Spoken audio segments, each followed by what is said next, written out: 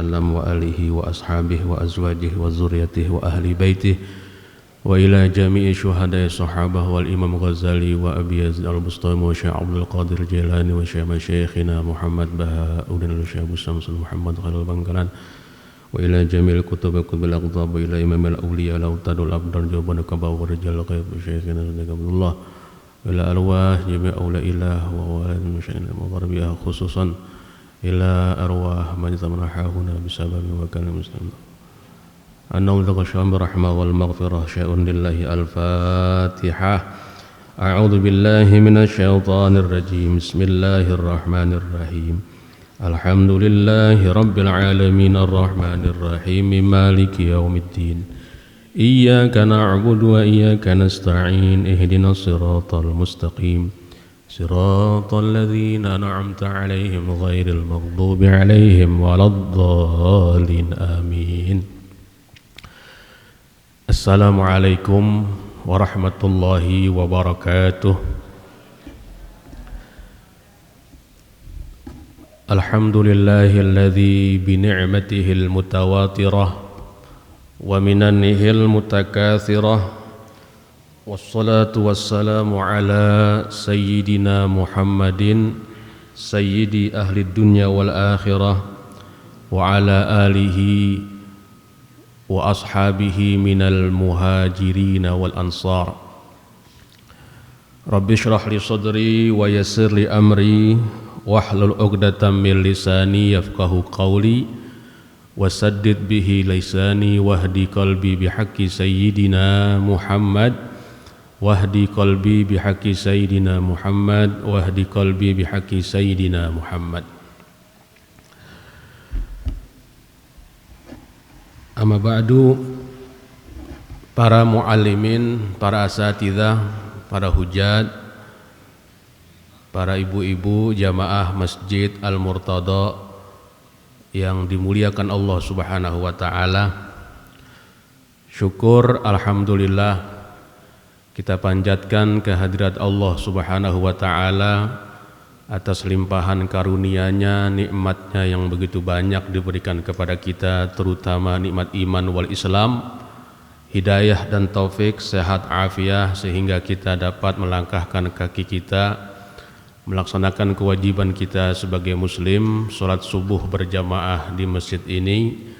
Mudah-mudahan langkah kaki kita senantiasa diberkahi oleh Allah Subhanahu wa taala, diangkat segala macam bala musibah oleh Allah Subhanahu wa taala.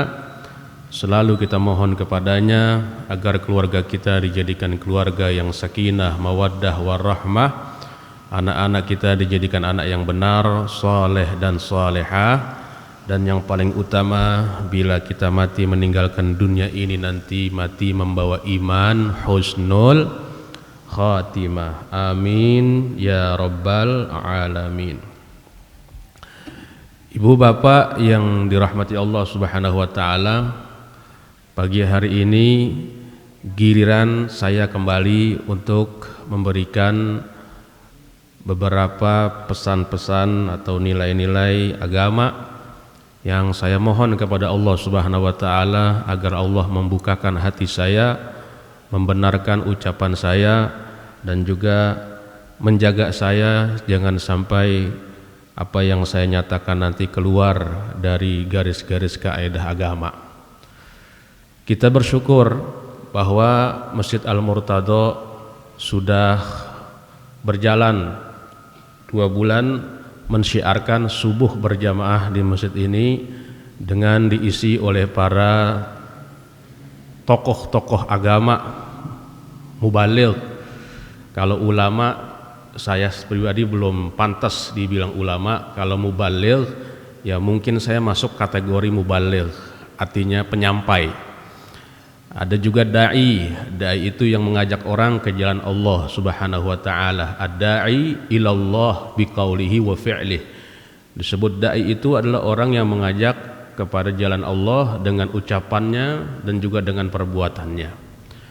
Kalau mubaligh ya begini, seperti saya dikatakan mubaligh, balighu anni walau ayah. Artinya yang menyampaikan yang disampaikan tentunya mempunyai referensi dari kitab-kitab yang diakui oleh para ulama-ulama yang mu'tabarah. Karena itu pada pagi hari ini biasanya saya membawa kitab Nashaihul Ibad. Pagi hari ini kitab itu tidak terbawa. Jadi karena kita sudah masuk bulan Sya'ban. Bulan Sya'ban, kebiasaan kita nih di bulan Sya'ban itu adalah kita sudah mempersiapkan untuk datangnya malam nisfu Sya'ban. Rumah-rumah yang ada sabangnya kita bersih-bersihin, itu gitu Bu ya. Kita sudah mulai bicara kepada keluarga kita kapan nanti kita nyekar ziarah ke kuburan. Udah mulai nih keluarga pada bicara nyekar. Walaupun nyekar ada yang berisik di tangga sebelah, Nabi nggak ngerjain penyekaran begitu. Padahal Nabi ngerjain, cuman nyekarnya Nabi bukan pakai kembang, nyekarnya Nabi pakai batang korma. Karena di Mekah sono kan yang paling keren pohonnya cuman korma. Orang sini bilang Nabi nggak ngerjain, kita kan pakai kembang kalau nyekar. Bahkan Nabi pernah nancepin batang korma di satu kuburan, di dua kuburan yang penghuninya sedang diazab. Kemudian Nabi patahkan batang korma, Nabi tancapkan di kuburan tersebut. Kata Rasulullah Shallallahu Alaihi Wasallam, selama batang korma itu basah belum kering, maka Allah akan meringankan penghuni kubur tersebut dengan tasbihnya batang korma. Itu dalil nyekar begitu. Dalil nyekar itu selama batang korma ini basah kan dia bertasbih kepada Allah Subhanahu wa taala, maka selama itu dia basah maka Allah akan meringankan azabnya. Yang nancepin siapa? Nabi kita Muhammad sallallahu alaihi wasallam. Kalau batang korma aja bisa menjadi sebab diringankannya azab penghuni yang dalam kubur, apalagi lisannya orang-orang yang beriman, apalagi pohonan yang kita tancepin.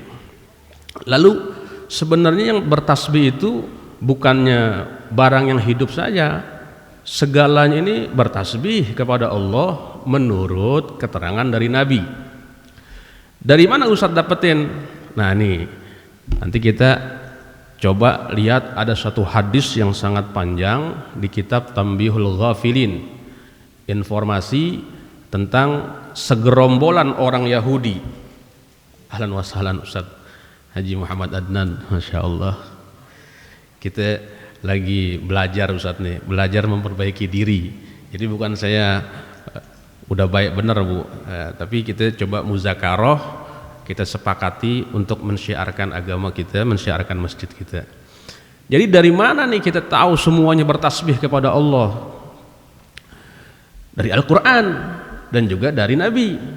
Walakin kita tidak paham tasbih mereka. Rasulullah pernah kedatangan nih ceritanya. Ini berkaitan dengan bulan Rajab, masuk Sya'ban, nanti Ramadan. Jadi bainama Nabi jalisun ma'al muhajirin wal ansar id aqbala jama'atun minal yahud. Ketika Nabi sedang duduk-duduk dengan para muhajirin dan ansar. Muhajirin ini adalah kaum yang hijrah dari Mekah ke Madinah. Orang Madinah yang menyambut Nabi itu namanya kaum Ansor. Berarti Nabi lagi di Madinah kalau begitu. Nabi sedang duduk-duduk di Madinah, kemudian datang gerombolan orang Yahudi, jama'atun minal Yahud, segerombolan orang Yahudi. Karena Yahudi ada di Madinah ketika itu, orang-orang Yahudi. Ada Yahudi Bani Quraidah, ada Yahudi Bani Nadhar. Suku-suku mereka itu namanya Bani Quraidah, Bani Nadhar, Bani Qainuqa. Segerombolan orang Yahudi datang. Orang Yahudi ini masih memegang kitab Taurat yang diturunkan Allah kepada Nabi Musa alaihissalam.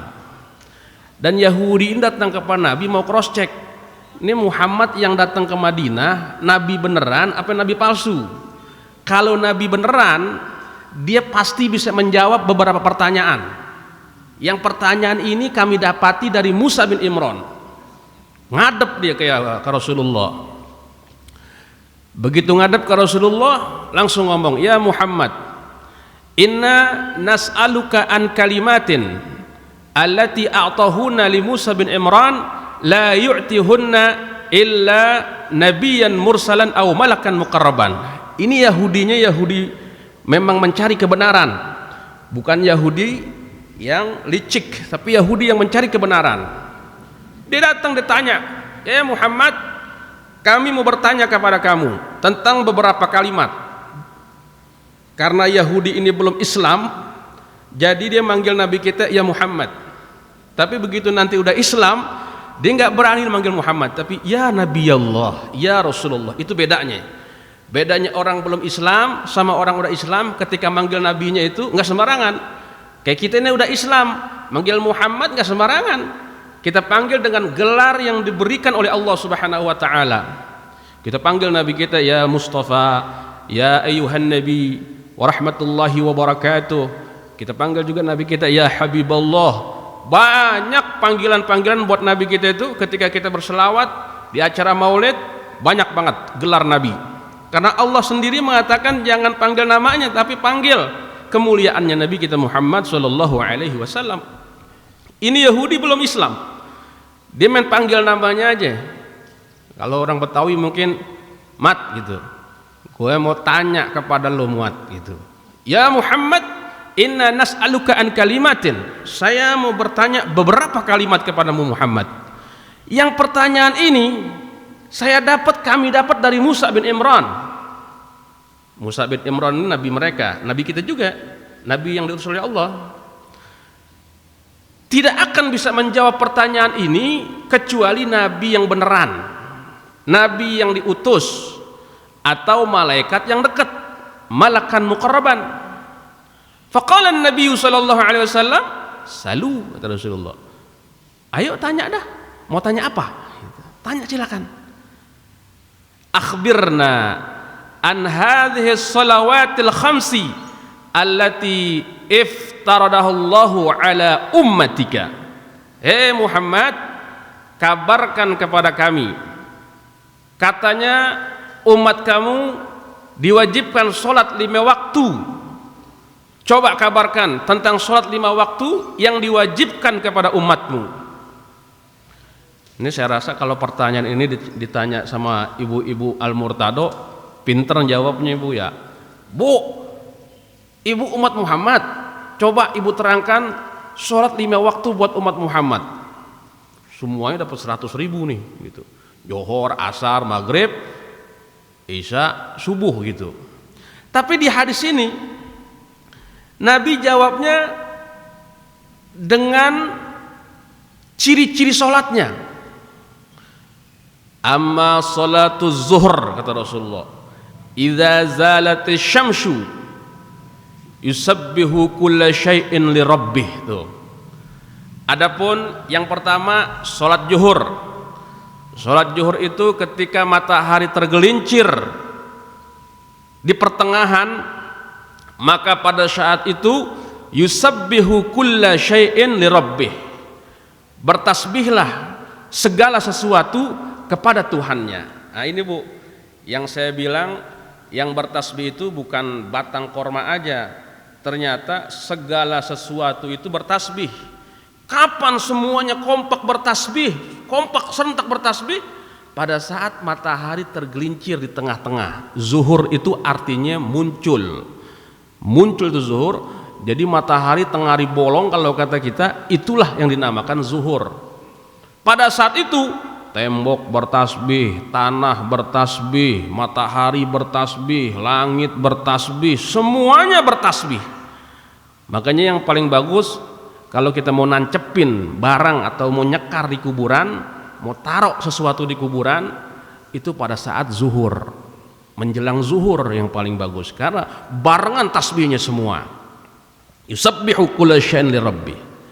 Terus Nabi jawab lagi, wa amma sholatul asri, adapun sholat asr, fa innaha sa'atul lati akala Adam minas syajarah. Pada saat asar itu Nabi Allah Adam makan buah yang kita sebut dengan buah Buah apa, Bu? Buah apaan, Bu? Tomat. Nah, buah khuldi. Kita kan tahu dulu cerita dari kecil tuh. Nabi Adam katanya di sorga boleh ngapain aja. Ngapain aja boleh, cuman satu, la taqraba hadhihi syajarah. Hei Adam, hei Hawa, kamu silakan ngapain aja, haitsu ma syi'tum, ngapain aja kamu boleh di sorga, kecuali jangan dekati pohon khuldi. Bukan pohon korma, pohon khuldi. Jangan dekati pohon ini. Ada yang bilang itu bukan pohon, Ustadz. Ini banyak informasi-informasi yang kita dengar. Ada orang mengatakan, masa segitunya sih cobaan dari Allah, jangan deketin pohon khuldi. Itu maksudnya begini kali Ustadz, bukan pohon khuldi, jangan sentuh Siti Hawa gitu. Kan perempuan tuh ada itunya tuh, yang tengah-tengah tuh, bahasa kita mah kebal. Mungkin jangan begitu dulu kali Ustadz. Ada yang mengatakan ketika Nabi Adam alaihissalam kesepian di sorga, kemudian diciptakanlah Siti Hawa dari tulang rusuknya, dan ketika mau pegang Siti Hawa ditahan sama malaikat Jibril. Jangan dulu, karena ada maharnya untuk memegang Siti Hawa. Maharnya apa? Maharnya selawat kepada siapa? Kepada Ahmad. Jadi begitu udah jadi Siti Hawa, Nabi Adam pengen sentuh, nggak boleh. Bayar maharnya dulu. Apa maharnya? Baca sallallahu ala Ahmad. Sallallahu ala Ahmad. Nabi Muhammad di langit namanya Ahmad, di bumi Muhammad. Bayangin tuh.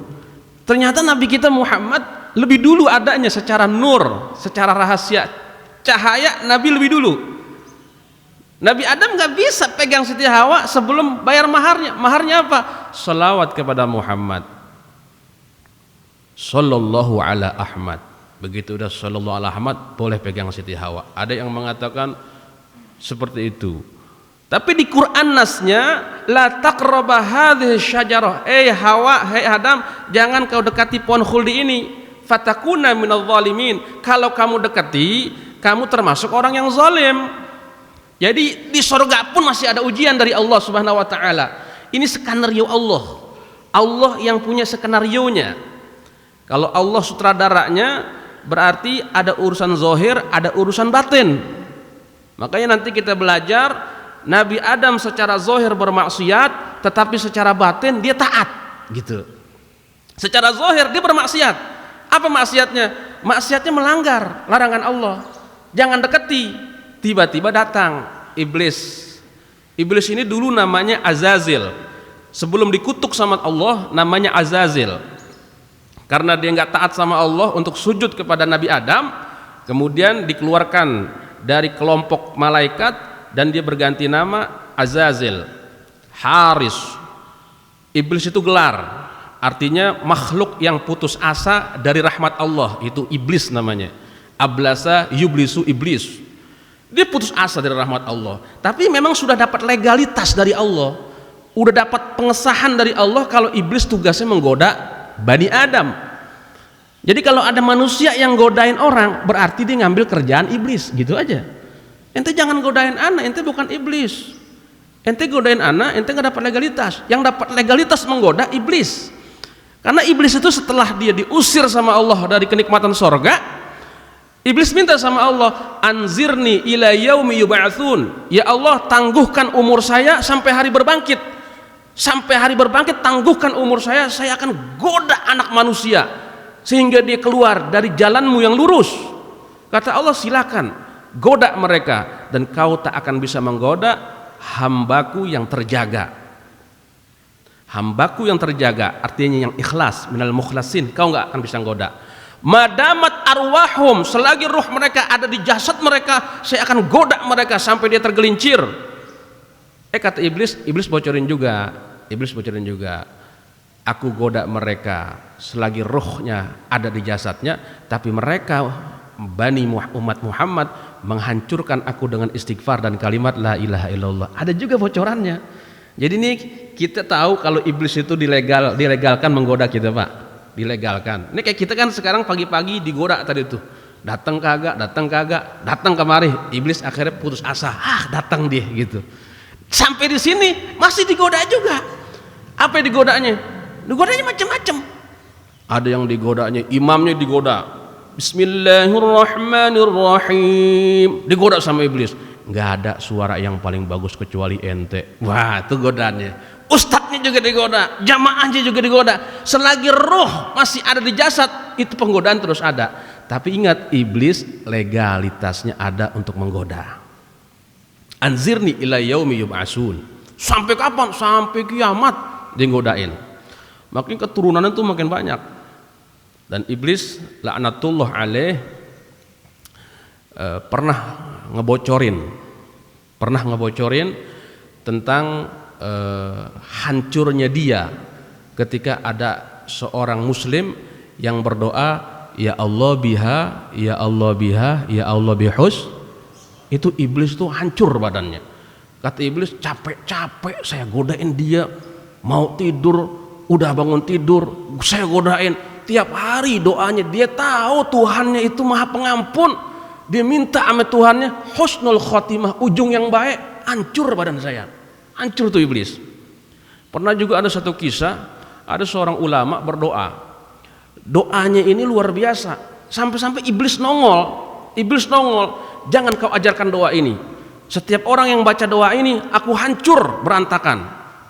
Jadi ada seorang ulama tabi'in yang bernama Abdullah bin Mubarak. Ini sharing nih Bu, ini amalan santri.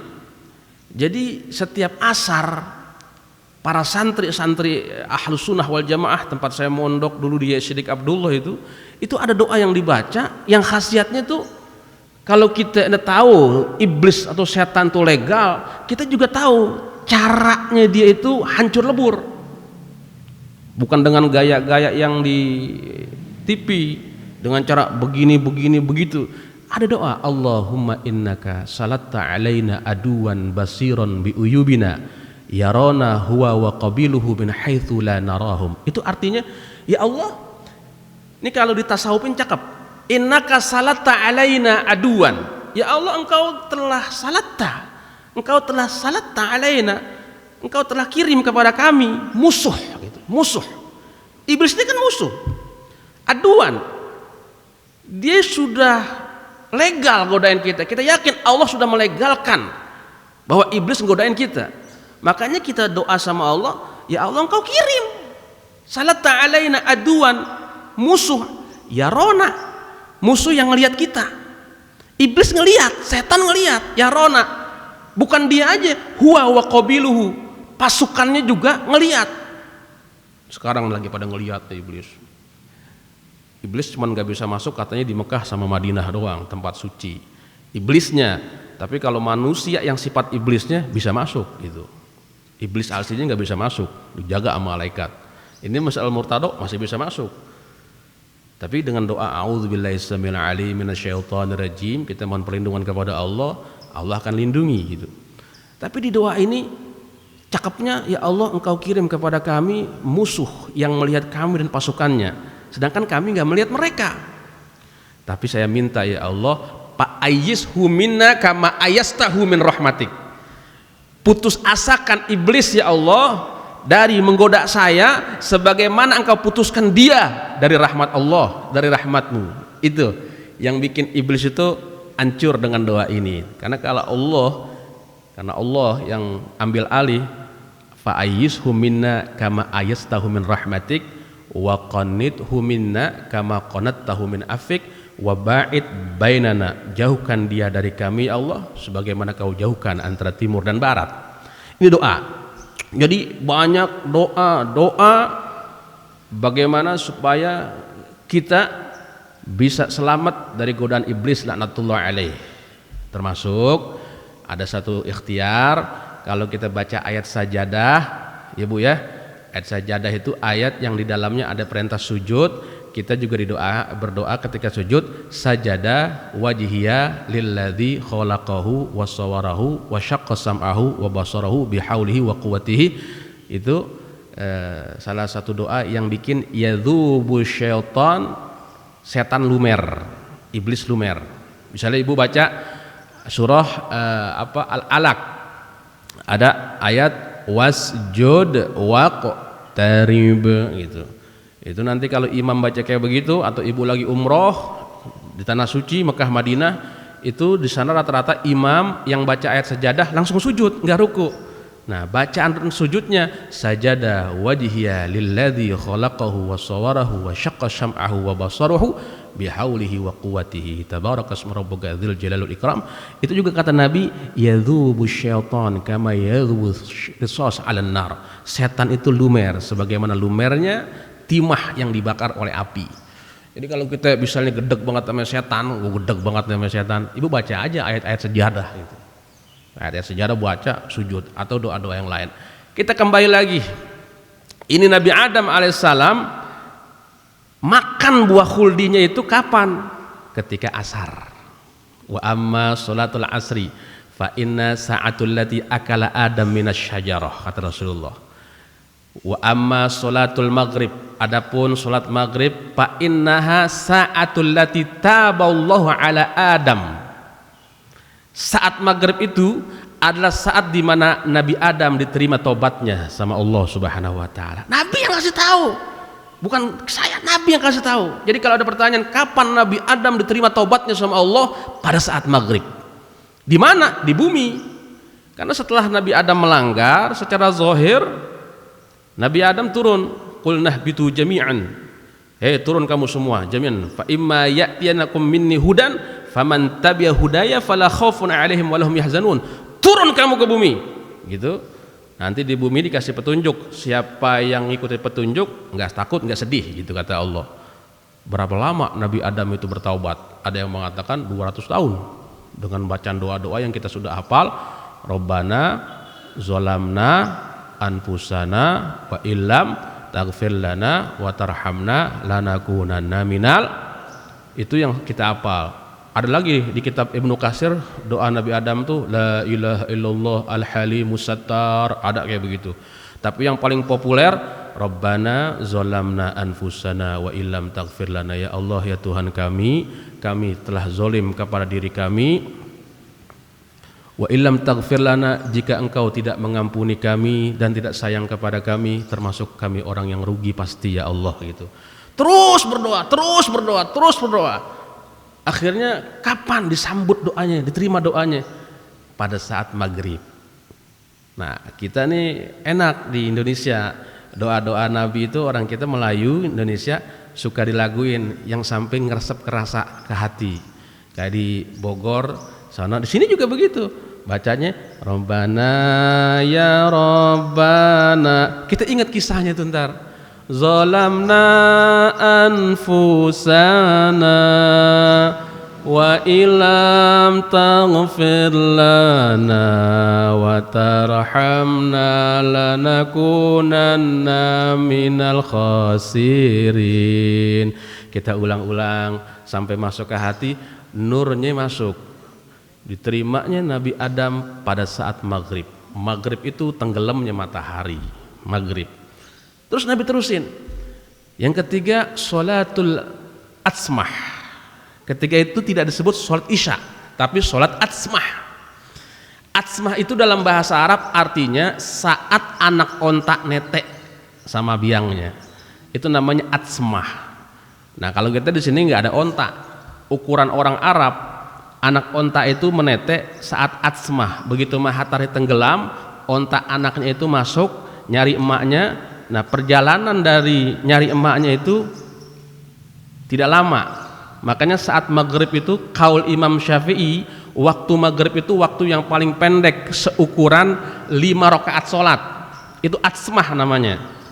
Nah Imam Syafi'i berpendapat kayak gini ketika beliau di Irak. Begitu ke Mesir ternyata anak onta itu ada juga yang lama datangnya ke biangnya, bisa 30 menit. Oh ternyata waktu maghrib itu sesuai tempatnya ukurannya masing-masing. Nah kalau di sini kita waktu maghrib alhamdulillah agak lama. Waktu maghrib kita itu 1 jam lah, 1 jam. Nah Nabi katakan sholat atsmah ini dulu adalah sholatnya para rasul, namanya atsmah. Para rasul sholatnya itu di malam hari, atsmah. Sholahal mursaluna qabli. Yang kelima, Nabi bilang wa amma sholatul fajri. Yang kelima, adapun sholat fajar. Fa inna syaitan tatlu'u. Pada saat fajar itu sebelum matahari muncul.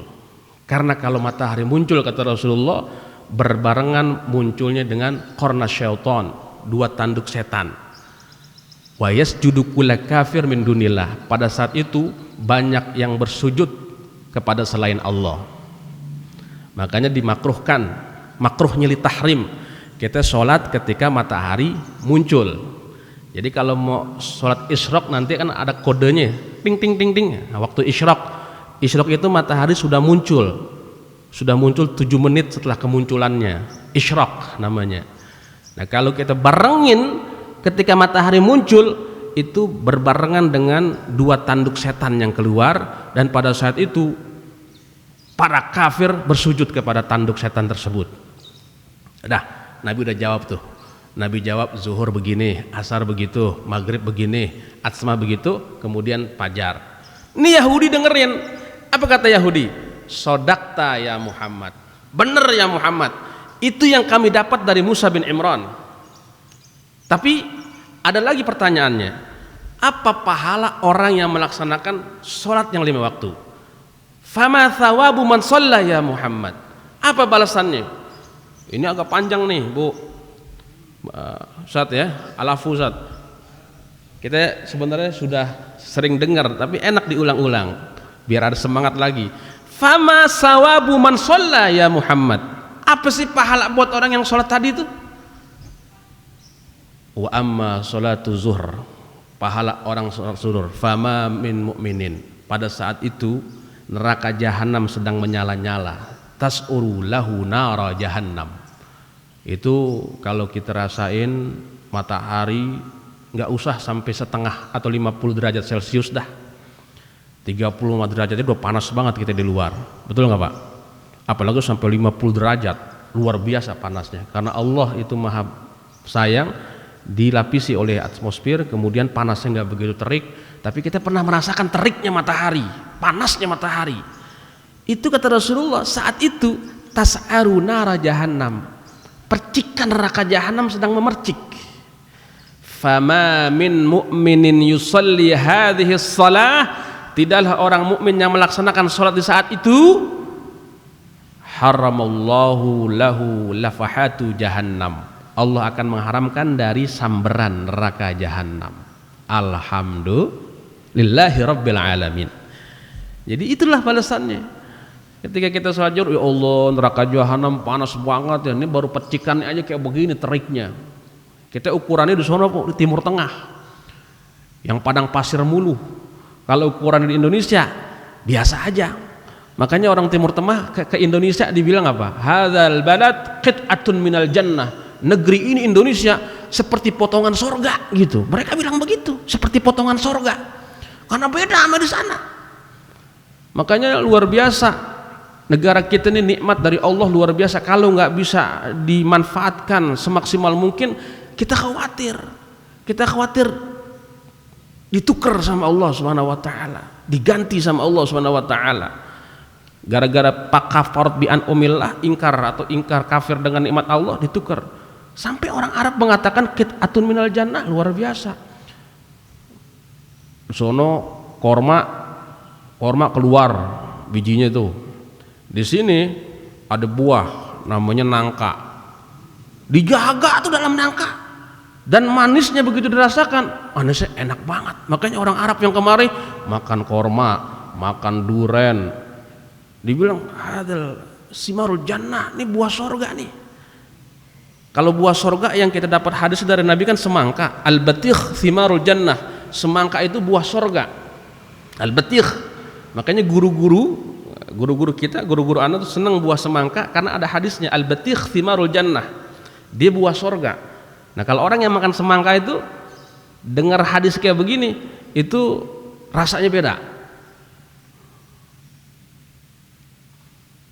Pernah saya dulu waktu di Mekah, saya cerita nih Bu, di Mekah, tapi waktunya nggak cukup. Di Mekah itu saya bawa jamaah, saya disebut mandub.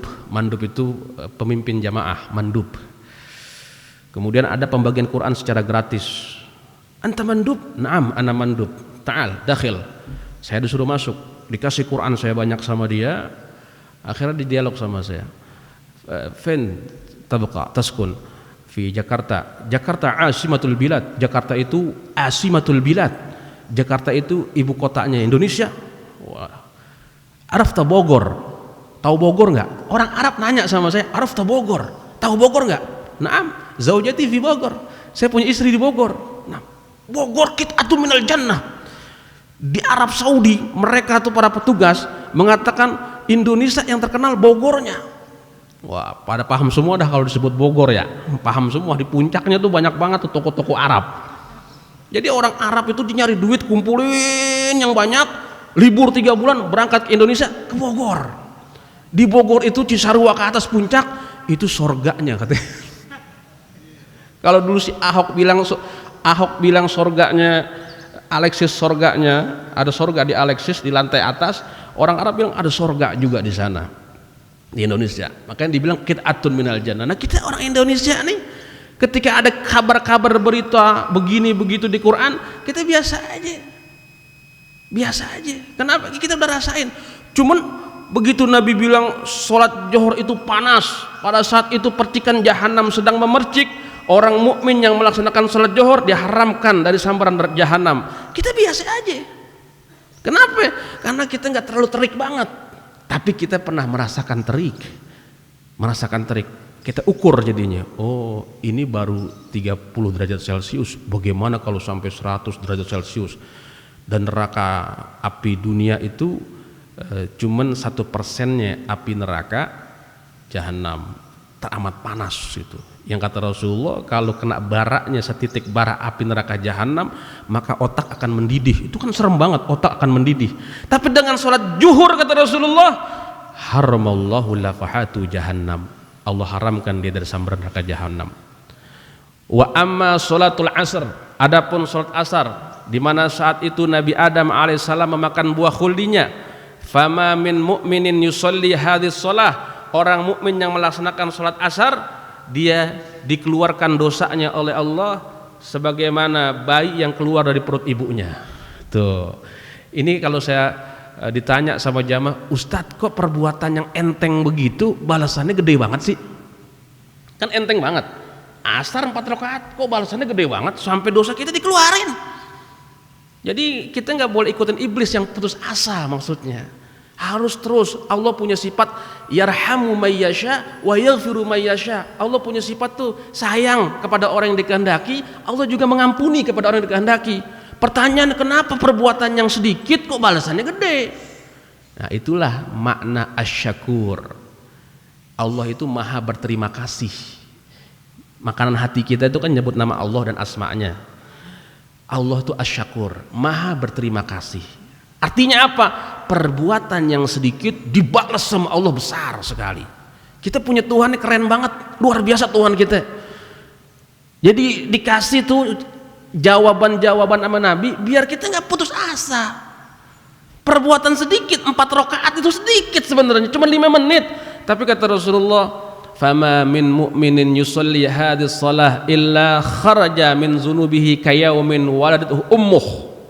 Kemudian Nabi baca ayat hafizu ala salawati wa salatul khusta wa qumu lillahi qanitin. Tapi ingat, jagalah salat itu, penjagaan salat itu, jaga bacaannya, jaga rukuknya, jaga sujudnya, jaga tumakninanya. Kalau kamu jaga itu, maka kamu akan diselamatkan oleh Allah Subhanahu wa taala dengan balasan-balasan yang tadi gitu. Hafizu ala salawat, jagalah salat yang 5 waktu itu, wa salatul wusta, terutama salat yang pertengahan. Ada yang mengatakan sholat pertengahan ini adalah sholat subuh, ada yang mengatakan sholat asar. Tapi ketika Nabi terangkan tentang asar, Nabi baca ayat ini, berarti yang dimaksud dengan sholatul wusta ya sholat asar gitu. Kemudian wa amma sholatul maghrib, adapun sholat maghrib, yang tadi kita tahu bahwa sholat maghrib itu saat Nabi Adam diterima taubatnya. Fama min mu'minin yusolli hadis sholah muhtasiban, Orang mukmin yang melaksanakan sholat maghrib muhtasiban, benar-benar mengharap ikhlas kepada Allah, kemudian yas'alullah, dia minta mohon kepada Allah hajat-hajatnya, illa a'tahu iya, kecuali Allah akan berikan. Nah, ini rahasianya, Bu.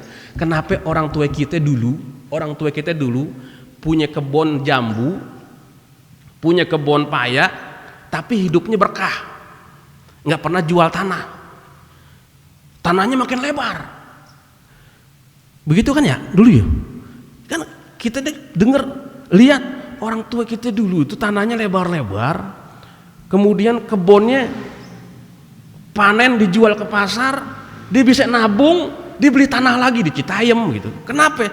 Rahasianya orang tua kita dulu ternyata pada saat maghrib dia tuh zikir, abis maghriban zikir sampai isya. Saya masih ngalamin waktu di Nurul Huda itu, abis zikir, abis maghrib zikiran, baca ratib. Tapi kian kemari zikirnya makin dikit kian kemari nih. Kalau dulu kan habis maghrib kita zikir la ilaha illallah banyak tuh, la ilaha illallah, la ilaha illallah, la ilaha illallah. Sekarang dari 166 berkurang 66, dari 66 berkurang lagi jadi 30, dari 30 berkurang lagi sampai 10. Itu masih untung dah ketimbang nggak sama sekali. Kan dulu kita sering dengar tuh ya, kalau orang dulu pegang tasbih habis maghrib, makanya rezekinya jember barokah. Orang sekarang gimana mau pegang tasbih habis maghrib depan TV pegangnya remote, makanya nggak bisa beli kebon lagi, yang ada jual kebon, kan begitu dulu tuh kabarnya. Nah, ini rahasia hadisnya. Orang mukmin yang sholat maghrib kemudian dia ikhlas sholat maghribnya dilanjutkan dengan zikir dan dia banyak minta kepada Allah, Allah kasih. Jadi coba kita kembaliin lagi tuh, habis maghrib jangan keluar, habis maghrib kita baca ratibul atos malam Senin misalnya, ratibul hadad malam Selasa, ntar besok ratibul atos lagi malam Rebo, malam Jumatnya baca Yasin gitu. Itu ternyata narik sih. Kemudian yang keempat, adapun sholat asbah, sholat isya, al-qabru zulmatun, kata Nabi, kuburan itu gelap. Wa yaumal qiyamah, hari kiamat juga gelap. Fama min mu'minin yusalli hadhihi shalah, orang mukmin yang melaksanakan sholat isya, dia berjalan di kegelapan malam untuk sholat isya di masjid, maka Allah akan berikan cahaya kepada dirinya yang akan menjadi modal buat dia jalan di atas siratul mustaqim dan penerang di kuburannya. Itu luar biasa. Jadi kalau kita dengar hadis ini, hati-hati digoda sama setan. Lu tuh begitu, gitu kata setan. Gue banget itu. Kita cuma bersyukur kepada Allah. Alhamdulillah ya Allah, Engkau beri taufik ya Allah. Karena orang mukmin itu dia akan sadar kalau perbuatan baiknya itu bukan kekuatan dia tapi taufik dari Allah Subhanahu wa taala. Kalau dia merasakan perbuatan dia, maka dicelak sama Allah. Apa celaannya? Fawailul lil musallin. Celakalah buat orang yang sholat. Kok buat orang sholat celaka, Ustaz? Iya, karena kata ulama dikatakan dia celaka sholat karena dia merasa sholat. Rahasianya dia merasa sholat. Kalau perasaan itu dihilangkan, bukan dia yang sholat tapi taufik dari Allah, nggak celaka. Yang celaka itu kita nih yang merasa sholat. Makanya ketika kita mendengarkan hadis yang tadi, alhamdulillah, fadl dari Allah, karunia dari Allah. Itu sering kita baca tuh dalam penutupan majelis. Fadlan wajuda manna la biktisabi minna bil mustafa rasuli nahza bi kulli suli. Itu kalau yang saya kemarin baca di sini itu kalimatnya gitu. Fadlan wajuda manna la biktisabi minna. Ini merupakan fadl, karunia dari Allah. Wajudan manna, dan kedermawanan Allah, karunia-Nya yang diberikan kepada kami. La biktisabi minna, bukan karena usaha kami. Itu kalau rasain ke dalam tuh begitu. Ustaz Zulkarnain berusaha bagaimana merangkul masyarakat Tanjung Barat, bukan usaha dia, tapi Allah pilih dia. Fadlan wajudan manna la biktisabi minna. Kenapa Allah pilih dia? Karena cahayanya bersambung dengan Nabi Muhammad sallallahu alaihi wasallam. bil Mustafar Rasuli nahza bi kulli suli, dengan wasilah al Mustafa, bil Mustafar Rasul, ar-Rasul bil Mustafar Rasul nahza bi kulli suhli, maka nahza bi kulli suli, segala permintaan dipersiapkan, didatangkan oleh Allah Subhanahu wa taala. Ada kecintaannya kepada baginda Nabi Muhammad sallallahu alaihi wasallam. Itu yang nyelamatin, Pak, ternyata. Dulu kan kita mikir, kok orang yang sholat celaka. Fawailul lil musallin alladzina hum an sholatihim sahun alladzina hum yuraun. Ya, memang tafsirnya begitu. Yang celaka sholat itu adalah mereka yang lalai terhadap sholatnya dan mereka yang riya terhadap sholatnya. Nah, ulama tasawuf cukup mengartikan sholat kita celaka kalau kita yang merasa sholat. Makanya selalu saya bilang hidayah dan taufik. Hidayah petunjuk Allah, taufik ini kekuatan kudroh taat kepada Allah. Ini kalau nggak ada kekuatan dari Allah, kalau ruh kita nggak cinta kepada Nabi Muhammad, nggak mungkin kita datang kemari. Karena ada kecintaan kita sama Nabi Muhammad, ruh kita betah dengerin hadis-hadis Nabi. Itu yang dikatakan Nur Muhammad.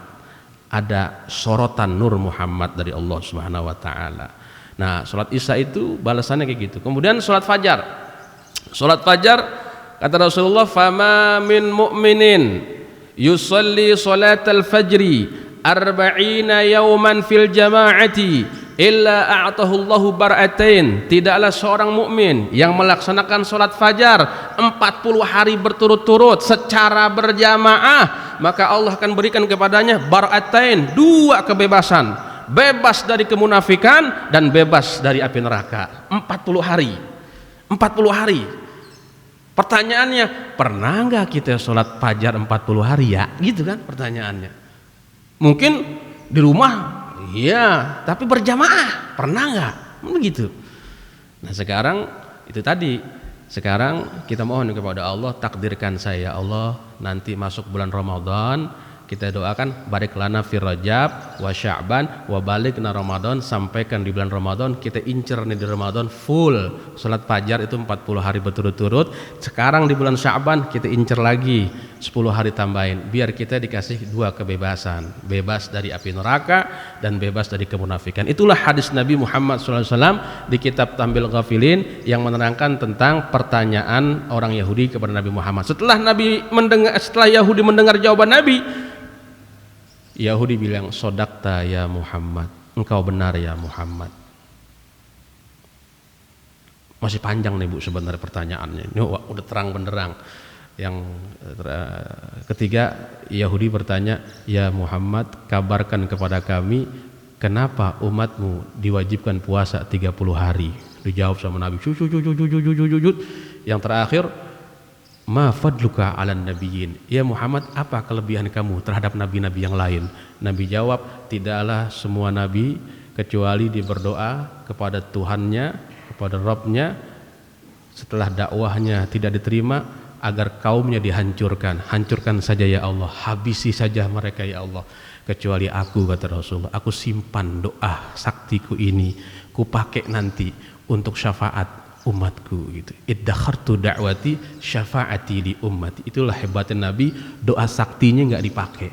Seandainya doa saktinya dipakai, hancur tuh kemarin yang musuhin Nabi Muhammad. Tapi wibawa mukjizat Nabi Muhammad ternyata ada letaknya pada Quran yang terus berkembang mukjizatnya. Dan ada doa sakti Nabi Muhammad yang gak dikeluarin, dipakai nanti di padang mahsyar ketika umatnya minta tolong ya Rabb, selamatkan umatku, syafaat. Nah, setelah mendengar ini, Yahudi mengatakan, nashhadu alla ilaha illallah wa annaka Muhammad Rasulullah. Kalau gitu benar engkau Muhammad utusan Allah, kami bersaksi tidak ada Tuhan selain Allah dan engkau Muhammad utusan Allah. Mereka akhirnya masuk Islam. Jadi sejarah masuk Islam ini orang Yahudi banyak di awal mereka dialog dulu. Sekarang banyak yang masuk Islam tuh dialog dulu, dialog, akhirnya kebenaran muncul, dia masuk Islam. Ibu bapak yang dirahmati Allah Subhanahu wa taala, masih panjang lagi hadisnya, nanti kita akan teruskan di pertemuan yang akan datang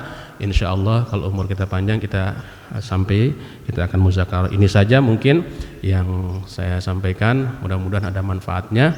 Mari kita tutup dengan pembacaan doa doa yang biasa kita baca. Ya Rabbana i'tarafna bi annana qatarafna wa annana asrafna ala alladha asrafna fatub alaina taubah taghsilu kulla hawbah واستر لنا العورات وآمن الروعات واغفر لوالدينا ربي ومولودينا والأهل والإخوان وسائر الخلان وكل ذي محبة أو جيرة أو صحبة والمسلمين أجمع آمين رب اسمع فضلا وجود منا لا باكتساب منا بالمصطفى الرسول نحظى بكل سول صلى وسلم ربي عليه عد الحب وآله وصحبه عداد طس صحبي والحمد للإله في البدء والتناهي Subhanakallahumma bihamdika asyhadu an la ilaha illa anta astaghfiruka wa atubu ilaik wallahu muwafiq ila aqwamit thariq billahi taufiq wal hidayah. Assalamualaikum warahmatullahi wabarakatuh.